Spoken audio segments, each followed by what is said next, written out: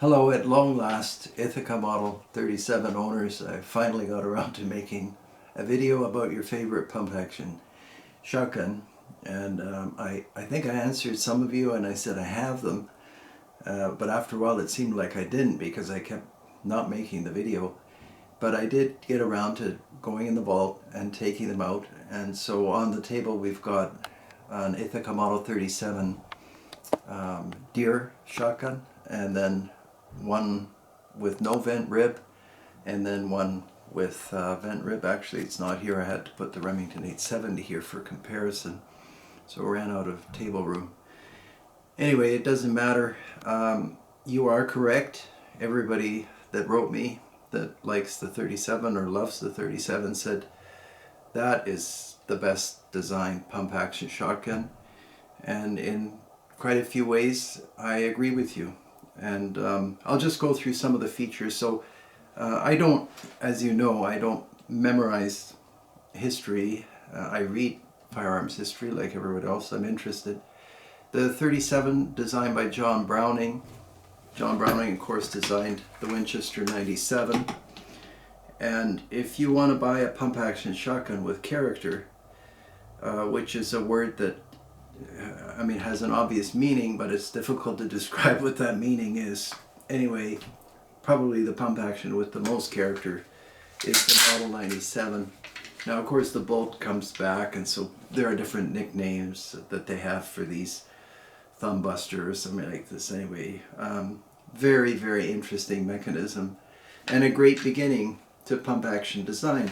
So Model 97, and I'll draw to your attention that the receiver is not that long. Shotgun receivers tend to be great big long things, and John Browning, being the genius that he was, realized there's no need for a monstrous action. A 12 gauge shotgun shell or a 20 gauge shotgun shell is a big cartridge, there's no doubt about it. Anyway, I have it on the table just because of the John Browning heritage, so I'll set that down. And then we'll shift back to the Ithaca 37. And this apparently was first introduced by Remington as Model 17. And then it turned into a variation that Remington came up with called the Model 31. I hope I'm getting these numbers right. I'm trying to impress you. And then that somehow turned into an 870. And of course the 870, easily the most successful pump action shotgun in history. I don't know how many million they've sold, but quite a few million. So before the video I was kind of studying the shotguns, and undoubtedly one of my favorite expressions is a small person climbing on the shoulders of a giant will see further, but first you need the giant. And I guess what happened was Remington got a hold of this design from John Browning and made their Model 17. And then they wanted to make things simpler and cheaper, but truly the bottom ejection of the Model 37, everything's steel on this shotgun. The 870 I can't say is a bad shotgun, obviously it's a great shotgun, but you can see it's derivative of the 37. Take a look at the receiver length though. This is the 37. I don't know how we're going to film this. This is the 870. This action is giant compared to this, and they're both just 12 gauge. Actually, they're 12 gauge 2 3/4 inch. This is not a 3-inch gun. And then for comparison, we've got the 1897. So you can see how long the 870 is. I'm not saying that's fantastic or terrible. It's just a very long action, and John Browning probably thought, generally speaking, if you want to make something better, then make it simpler, and sometimes shorter and less steel and lighter. And these are very light shotguns. This one, of course, doesn't have a vent rib. Oh, and then a lot of people were telling me their takedowns. This is the deer gun version. It has pictures of ducks on the receiver. Oh, and you just spin this and then turn the barrel, and that comes apart. So it's very, very easy. Typical interrupted thread design, which you've seen on Winchesters. This one has a little, I don't know what you would call it, I suppose a quarter rib on the barrel. And then the sight is this, I think they call it ray bar or something like that.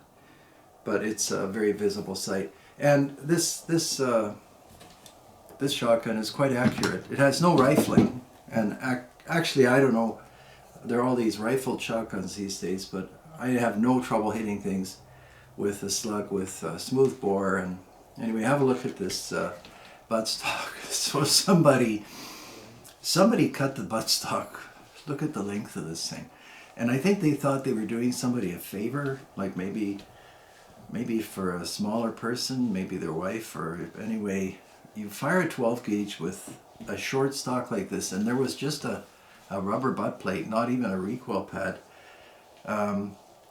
And of course, this is, either your thumb is going to be in your nose or something bad's going to happen.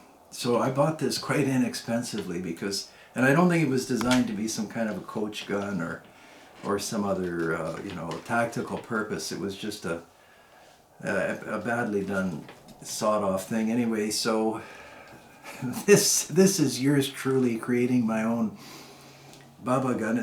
But it's more of what I call a Franken gun, because this is from a Dakota rifle, but the stock was split, and so I didn't really care what I was doing. This can all be brought down easily. It was just a sander. But I didn't get to it by filming. So anyway, there you can see one of my creations. Not exactly a showroom item, but it works fine. And it's a little long now, but it's better to have a stock that's too long than one that's too short, depending on how you think. Oh, and it's got a nice receiver sight. These help a lot. And I'm going to make a video on aperture and those types of sights. So what else can I tell you about the 37? Lightweight, excellent, reliable, bottom ejection, all steel, one action slide bar. There's only one bar here, whereas the Remington 870 has two, here and here. And the theory is that sometimes these shotguns with one bar bind, but it must be a theory because I've never had it happen, and I've fired thousands of rounds out of pump action shotguns. So maybe it's something the marketing department somewhere created and people picked up on it. I'm not sure what else to say. That I could go on about different features and so forth, but as usual, it's self-evident. These guns are grossly undervalued in the market. The new ones are expensive, but the used ones are not. I would encourage you to just buy one of these. And everybody's running around the marshes and with these Benellis and all the rest of it. But not that many years ago, if you went duck hunting, you grabbed either an Ithaca 37 or a Remington 870. If you wanted an auto, you'd take a Browning Auto 5. Maybe you had a Winchester Model 12 or a 97 kicking around from your grandfather, something like that. And I'm not a hunter from antiquity, but all those hunters, including me, and I still hunt with these. I don't have any Benellis, maybe an over and under. And the ducks still fall. These are great. You're just completely reliable. And I don't have 3 shots in microseconds, but I could if I wanted to. But it's anyway, as I read some time ago, it's not how fast you go, it's how you go fast. And that's truly accurate, no pun intended. Anyway, pick up these Ithacas. You won't regret it, they're excellent. And actually, while you're at it, if you don't have an 870, get one of those too. This is an older model, when they were still making them really well. And then the Legend Model 97. You'll never regret buying one of these. Anyhow, that's it. So I finally got to the Ithaca video. I hope I did a good job. You all take care.